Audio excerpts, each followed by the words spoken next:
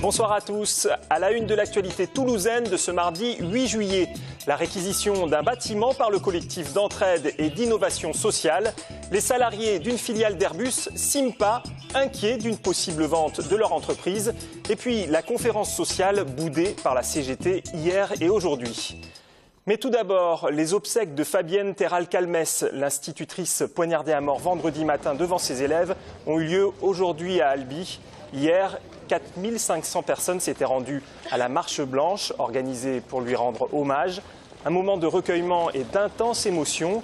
Aujourd'hui, dans un communiqué de presse, la rectrice de l'académie, Hélène Bernard, a exprimé son soutien total aux familles, aux enfants et à toute l'équipe de l'école. Elle a également parlé de l'institutrice en ces termes. Elle était unanimement appréciée par ses collègues, elle était aimée de ses élèves, animée par la passion de son métier, le plaisir de transmettre, le souci de tisser des liens de confiance et de respect entre adultes et enfants. Et puis en marge de son activité professionnelle, l'institutrice était également sensibilisée à la cause des sans-papiers. Peu de temps avant son assassinat, elle était venue en aide à une famille originaire de Gambie. Après le drame, la préfecture a fait savoir que cette famille pourrait rester en France. Depuis la fin du mois de juin, le collectif d'entraide et d'innovation sociale a pris possession d'une résidence dans le quartier Croix-de-Pierre. Une nouvelle réquisition de bâtiments pour les familles à la rue. Le collectif espère y reloger les familles qui sont actuellement dans un ancien bâtiment d'EDF et qui pourraient être amenées à plier bagages prochainement selon les projets de la mairie. Visite guidée avec Marlène Canal et Alain Sorat. Donc c'est des appartements qui sont en bon état, voilà, il y a des salles de bain comme on peut trouver dans tous les appartements, avec des chambres qui sont vraiment en bon état. Ça fait à peu près 3 ans que c'est inoccupé et je pense que dans les 2 semaines qui arrivent, on va commencer le déménagement avec les familles de Saint-Pierre. C'est vrai que pour nous, et pour les familles, c'est un bon bâtiment parce que c'est bien plus adapté pour les familles que des bureaux où là il faut installer des cuisines, il faut installer des douches et logistiquement c'est compliqué. Situé rue d'Alès avec vue sur l'avenue de Muret, cet immeuble qui appartient au ministère de la Défense compte 28 appartements qui vont du T3 au T5 plus une quinzaine de studios. Ces anciens logements de militaires feraient bien l'affaire des 150 personnes à la rue, actuellement logées quai Saint-Pierre, autre lieu à avoir été réquisitionné par le C10 dont ils doivent partir. On avait une date butoir avec la mairie de Toulouse, c'est le 30 juillet. Après, a priori, il devait y avoir une extension de l'IEP, Institut d'études politiques, mais pour l'instant, c'est un projet qui est remis en cause. Donc, on va peut-être essayer de voir avec la mairie si on peut rester un peu plus longtemps. Voilà. Peut-être avoir un bâtiment qui servirait un peu pour les nouvelles familles, de voir qui elles sont, un peu, voilà, qu'elles commencent un peu à prendre, à s'occuper de leur démarche. Parce que c'est vrai que le contrat chez nous, c'est qu'elles soient dans leur démarche active, que les enfants soient scolarisés, qu'ils respectent leur environnement, le voisinage. Et une fois que ça c'est fait, peut-être les faire venir dans des appartements où là, voilà, elles seront plus stables. Cette propriété du ministère de la Défense, actuellement gérée par une société nationale immobilière, n'est plus occupée depuis juin 2012, mais pas pour autant sans destination. Et il est actuellement en vente. Plusieurs visites ont déjà eu lieu, donc plusieurs acquéreurs potentiels se sont montrés intéressés. Donc c'est un immeuble qui n'est pas vide et qui n'a sans destination, mais qui est vide et qui est en cours d'aliénation. Donc la SNI, la Société nationale immobilière qui gère cet immeuble, a déposé plainte ou va déposer plainte contre cette occupation illégale. Donc ce dépôt de plainte va occasionner une instruction, une procédure judiciaire et bien entendu nous allons attendre les conclusions de cette procédure judiciaire et nous nous conformerons bien évidemment à la décision que la justice rendra quelle qu'elle soit. Le temps d'une procédure en justice comme sursis, voilà ce dont les militants du collectif d'entraide et d'innovation sociale disposent. En 1 an, un tiers des familles de Saint-Pierre a pu être réinséré dans la société avec un travail et un logement. Inquiétude des salariés de Simpa, une filiale d'ingénierie d'Airbus Group. Ces employés craignent une possible vente de leur entreprise. 980 salariés sont concernés en Europe, dont 500 à Blagnac, le siège de cette filiale. Ils manifestaient ce matin à l'entrée d'Airbus Central and Tahiti. Pascal Solaire. Bonjour, pour que Simpa reste Airbus. La plupart de ces salariés travaillent depuis presque 20 ans à Simpa. Créée en 1995, cette société est spécialisée dans les logiciels PLM, c'est-à-dire la gestion de vie des produits dans l'aéronautique, la défense, mais aussi pour l'automobile, l'énergie et les transports. 80% de son activité est liée à Airbus et la société fait des bénéfices. Il y a un an, Airbus Group a lancé un vaste plan de restructuration qui se traduira par 1700 suppressions de postes en France d'ici 2017. Les salariés de Simpa craignent d'en faire partie. Aujourd'hui, Simpa a plusieurs sites. On a des sites à Nantes, à Bordeaux, à Marignane, à Paris. On a des sites en Allemagne, on a des sites en Angleterre, en Espagne. Si on est racheté, qu'est-ce qui est gardé? L'activité la plus stratégique qu'on fait pour Airbus, sûrement. Mais les autres activités, on ne sait pas aujourd'hui, c'est beaucoup d'inconnus. On a la conviction d'être sur du cœur de métier, ça nous a été répété pendant des années, stratégique. On a fortement contribué au déploiement de cet outil PLM sur le programme A350 et en aucun cas on ne voudrait être, je dirais, cédé comme une vieille chaussette pour des raisons financières ou politiques.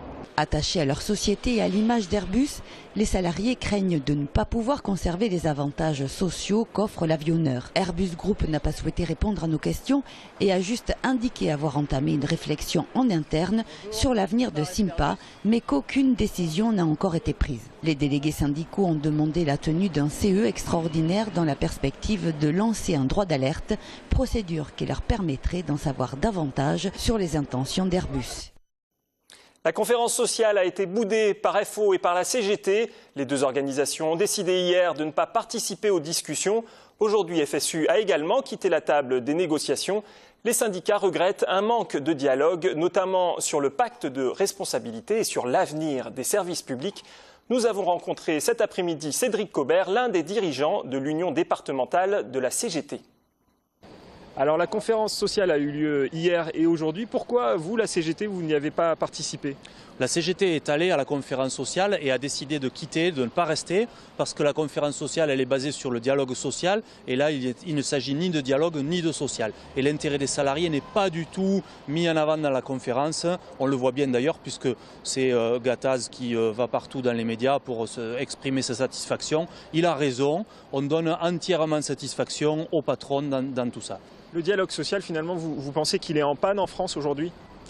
Je pense que le dialogue social est à sens unique et le dialogue social consiste à donner des avantages, toujours plus d'avantages aux employeurs et avant tout à ceux qui bénéficient des dividendes et des bonus. Ce qui permettrait d'avoir des emplois en France, c'est la relance économique. Et la relance économique, elle passe avant tout par des investissements. Ces investissements, c'est un vrai effort, effectivement. Il y a besoin de faire un effort dans le sens de l'investissement, un investissement productif, un investissement dans la recherche et le développement, dans la culture, et ça on ne le voit pas venir. Manuel Valls, pour vous, ça a été un mauvais choix de François Hollande, un de plus? Manuel Valls, il est dans la continuité de ce qui se faisait avant. Malheureusement, ce n'est pas un perdreau de l'année et on continue à déplorer qu'il explore de mauvaises et d'anciennes méthodes. Alors pour parler d'autre chose, les salariés de Simpa sont inquiets, c'est une filiale d'Airbus. C'est un vrai problème aujourd'hui, la stratégie du groupe Airbus? Oui, c'est l'histoire d'Airbus qui a choisi d'augmenter les bénéfices des actionnaires pour atteindre les fameux 10% et il ne va pas s'en arrêter là. Et pour atteindre les 10%, il se sépare de la recherche et du développement et donc il vend sa stratégie d'avenir. Nous n'avons plus d'avenir en France pour l'industrie. Vous pensez que dans la région, ça peut devenir compliqué finalement l'aéronautique dans les 10, 15, 20 prochaines années ? Bien sûr, c'est ce qu'est en train de prouver Airbus. On a un capitalisme qui détruit les filières d'avenir. C'est ce que déplore la CGT. Nous proposons des projets. Nous proposons d'avoir une véritable politique d'industrie et d'avenir en France. Autre gros conflit en ce moment, ce sont les intermittents. Ça y est, le texte est passé. Qu'est-ce que vous pensez de cette situation? Il y a de plus en plus de précarité en France? Oui, il y a de plus en plus de précarité. Nous demandons à ce que cet accord, on y revienne dessus. Il n'est pas question d'un agrément, on peut revenir dessus. Le législateur doit prendre ses responsabilités. Il n'est pas question qu'un accord signé par des syndicats qui ne sont pas représentatifs dans la profession, en l'occurrence, prenne le pas sur les responsabilités du législateur. Nous préparons une rentrée sociale à l'offensive. Nous avons un été revendicatif. Nous serons sur les étapes du Tour de France. Nous sommes dans les entreprises. Nous sommes sur les plages et nous prévoyons une rentrée sociale à l'offensive parce que les conflits se multiplient et parce que les Français ne sont pas satisfaits des politiques qui sont mises en œuvre. Qu'est-ce que vous allez faire sur le Tour de France ? Nous sommes sur la plupart des étapes, comme tous les ans, mais cette année encore plus. Ce sont des faux départs, ce sont des distributions de tracts. Nous avons des initiatives extrêmement populaires, comme la CGT sait en faire sur le Tour de France depuis ses origines. La mairie de Toulouse a signé un nouveau contrat d'objectifs et de moyens avec notre chaîne TLT. Il s'agit d'un contrat de 3 ans qui s'arrêtera donc en 2017. Je vous propose d'écouter Emmanuel Schwarzenberg et Jean-Luc Moudinque. Ce contrat comporte un certain nombre d'exigences, de responsabilités, puisque nous sommes appelés à développer nos programmes, à accroître notre audience et à répondre aux défis de notre époque, d'Internet, et à essayer évidemment de ne pas faire de la mairie de Toulouse le seul contributeur. TLT, depuis le départ, est une télévision qui est reconnue pour faire attention au pluralisme, pour le mettre en œuvre. Elle n'est l'otage d'aucune forme de pensée, d'aucun parti politique, d'aucune institution. Et c'est dans cet esprit, bien sûr, que nous continuons à être à ses côtés.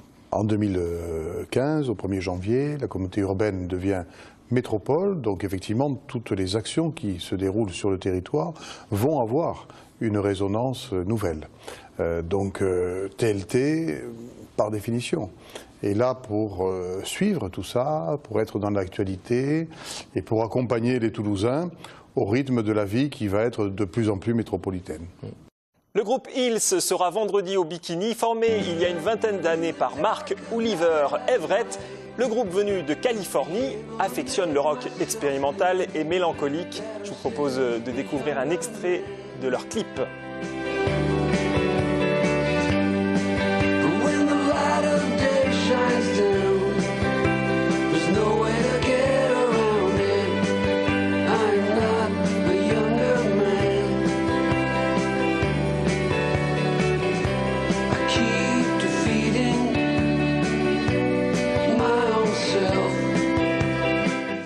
Voilà, c'est sur ces quelques notes de musique que s'achève ce journal.